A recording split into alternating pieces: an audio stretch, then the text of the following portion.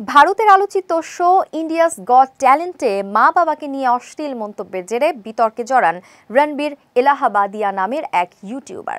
এ ঘটনায় রণবীর ও শোয়ের হোস্টের বিরুদ্ধে একাধিক অভিযোগ দায়ের হয়েছে। সেই অনুষ্ঠানে আসা অতিথিদেরও জিজ্ঞাসাবাদ করেছে মুম্বাই পুলিশ।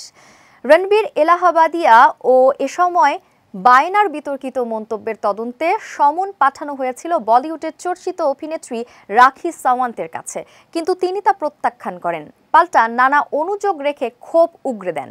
সূত্রের খবর, তদন্তের সব রকম সাহায্যের আশ্বাস মিলেছে রাখির পক্ষ থেকে।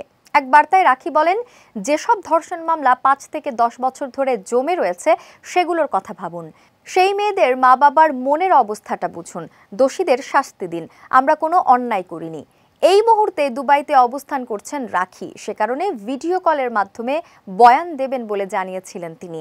রাখি বলেছেন, এখন আমি দুবাইয়ে থাকি, হাতে কাজও নেই, টাকা পয়সা খরচ করার সামর্থ্যও নেই। যদি আমাকে ভিডিও কল করেন তাহলে আমি সবটা বলে দেব। আমি একজন আর্টিস্ট, টাকা দিয়ে আমাকে শোয়ে নিয়ে গেছে, সাক্ষাৎকার দিয়েছি। আমি তো কোনো অশ্লীল মন্তব্য করিনি।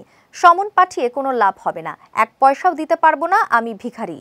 ইন্ডিয়াস গট ট্যালেন্ট অনুষ্ঠানে রণবীর এক প্রতিযোগীকে বলেন, বাবা মাকে সঙ্গম করতে দেখবে নাকি নিজেও একবার চোখ দিয়ে তাদের সঙ্গম বন্ধ করতে উদ্যত হবে। এই মন্তব্য নিয়ে তীব্র কটাক্ষের মুখে পড়েন রণবীর। বিতর্কের আবহে প্রকাশ্যে ক্ষমা চেয়েছিলেন, জানিয়েছিলেন কমেডি সম্পর্কে তার কোনো ধারণাই নেই।